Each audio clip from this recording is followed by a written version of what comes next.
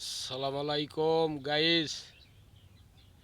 আমি প্রচুর দিন পর ভয়েসে আসলাম, কেননা সবাই বলে সাপোর্ট করলে সাপোর্ট পাবেন।